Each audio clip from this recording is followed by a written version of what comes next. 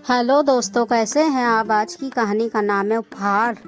माँ, तुम्हें यहाँ तकलीफ रहती है, हालांकि ये तुम्हारा ही ये घर है, लेकिन मैं भी सुबह अपने काम पर चला जाता हूँ और तुम्हारी बहू सुनीता भी अपने ऑफिस चली जाती। बच्चे स्कूल से तब तक आते नहीं, तब तक तुम्हें अकेले रहना पड़ता है। देखो, तुम्हारी तबीयत भी खराब रहती, इसलिए मैं सोच रहा हूँ कि पास ही एक अस्पताल है, वहाँ आपके रहने का इंतज़ाम कर दूं। कुछ दिन में आप ठीक हो जाओगी तो फिर यहाँ आ जाना, ठीक है। मालती देवी ने बेटे राजेश की बातों को सुनकर चुपचाप जमीन की तरफ देखते हुए धीरे से हामी भर के सर हिलाया।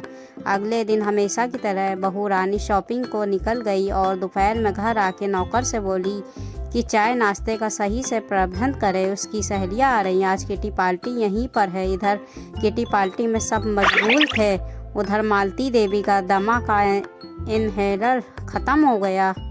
उसने राजेश को बताया कि नहीं था, क्योंकि अभी एक हफ्ता ही तो हुआ था उसे अपने बेटे के यहाँ रहने आए हुए, और लगभग एक महीना ही वो हुआ था उसके पति चल बसे थे। तब वो तो गांव में ही रहती थी। पति की मौत के बाद बेटा उसे अपने साथ शहर ले आया, जहाँ वो अपने परिवार के साथ रहता था। जब उसकी सास फूलने लगी तो वो ना चाहते हुए बहू को आवाज़ देने लगी। बहू की सहेलियों ने बताया, देखो तुम्हारी सास बुला रही है, जाओ सुन आओ। सुनीता चेहरे पर झूठी मुस्कान लाकर उठी और सास के कमरे में घुसते ही गुस्से से बोली, देखो आपको शहर के बारे में कुछ मालूम नहीं, यहाँ ऐसे ही नहीं बुलाया जाता। मालती देवी खांसे जा रही थी, उसकी सांस फूल रही थी, लेकिन सुनीता बोलती रही कि अब मुझे ना बुलाना, जो चाहिए नौकर से मांग लेना। ये कहकर वो मुड़ी और दरवाज़ा पटक कर वापस सहेलियों के साथ गपशप में मगन हो गई। मालती देवी की हालत बहुत गंभीर हो रही थी। अचानक उसे कुछ याद आया। उसने अपने बक्से को खोला, उसमें एक पुराना पर्स था। उसे जल्दी से खोला। पर्स में एक पुराना आधा उपयोग किया हुआ इनहेलर था। उसने जल्दी से हेलर किया। अब उसकी तबीयत संभलने लगी, पर उसकी आंखों से आंसू ही आंसू गिर रहे थे, अपने बेटे और बहू की निर्दयता पर नहीं, बल्कि अपने पति को याद करके। ये वही पर्स था जिसे उसके पति ने पिछले साल ही उसे उपहार दिया था, और जब उसने कहा था कि पर्स तो बहुत है उसके पास, तो उसके पति ने कहा था, देखो तुम्हें दमे का रोग है और तुम अक्सर दवाई भूल जाती हो। एक डिबिया मैंने इसमें रखी है इनहेलर की दवा, ताकि कभी भूल जाओ तो यहाँ से ले लेना। फिर मालती देवी कुछ और सोचने लगी। उसे कुछ याद आया। उसने उसी पर्स में एक छोटी सी पर्ची देखी और अब उसमें एक अजीब सी हिम्मत जागने लगी। मालती देवी ने दराज से एक कलम निकाला, एक पेपर जो अलमारी में रखा था उस पर कुछ लिखा और अपनी छड़ी के सहारे धीरे धीरे कमरे से बाहर निकली और फिर घर से भी बाहर आ गई। शाम को घर में कोहराम मचा हुआ था। राजेश सुनीता दोनों लड़ रहे थे और कारण सिर्फ यही था कि मालती देवी घर पर नहीं थी। सुनीता बोली, अच्छा हुआ तुम्हारी माँ चली गई।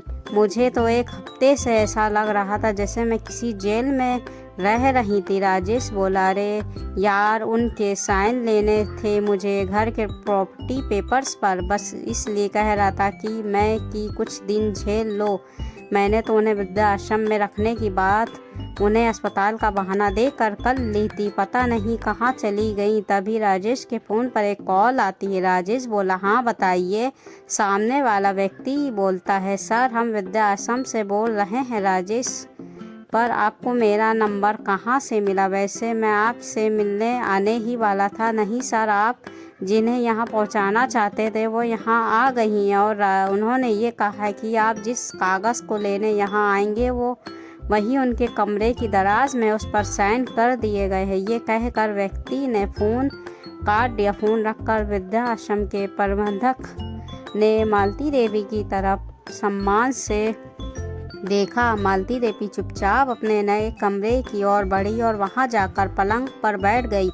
उन्होंने फिर से वो पर्स निकाला और उसमें से वो पर्ची जिसे उनके पति ये कह के उन्हें पढ़ने नहीं दिया था कि तभी पढ़ना जब मैं ना रहूं। तब मालती देवी ने लड़ते हुए कहा था, तब तो मैं इस कागज़ को फाड़ ही देती हूँ, लेकिन उसके पति ने उसे ऐसा नहीं करने दिया था। आज वही कागज़ उसने पढ़ा जब उसकी खुद की जान पर बन आई थी और उसे ये लग रहा था कि आगे की ज़िंदगी उसकी कैसे कटेगी। उस कागज़ पर एक पता और नंबर लिखा था जो उसके पति के दोस्त का था जो उसी शहर में रहता था। और नीचे लिखा था, मालती खुद को कभी अकेले मत समझना, मैं रहूं ना रहूं लेकिन तुम्हें किसी का भी मोहताज नहीं होना पड़ेगा। इस नंबर पर बात कर लेना, मैंने इनके पास बैंक में तुम्हारे लिए पर्याप्त पैसे जमा कर दिए हैं। तुम जहाँ भी होगी ये सज्जन तुम्हारी मदद करेंगे। तुम कभी घबराना मत, हमेशा हिम्मत से काम लेना, उसी तरह जितनी हिम्मत से तुम हमेशा मुझे बांधती रही हो। मालती देवी को याद आने लगा कि सबसे अधिक यदि उसने अपने पति को मजाक मजाक में ही कभी बोला था तो यही कि आप क्या मुझे कुछ उपहार देंगे। कभी घूमने घुमाने ही नहीं चलते हैं, हमेशा अपने काम में लगे रहते हैं। और ये बताइए कि शादी के शुरू में तो साड़ी वगैरह लाते थे, अब तो वो भी मैं खुद बाजार से ही ले आती हूँ। लेकिन आज अपने पति का ये उपहार न सिर्फ उसमें स्वाभिमान भर गया था बल्कि उसका हृदय इस प्रार्थना से भर उठा था कि संसार का हर पति अपनी पत्नी को कम से कम ऐसा उपहार अवश्य दे।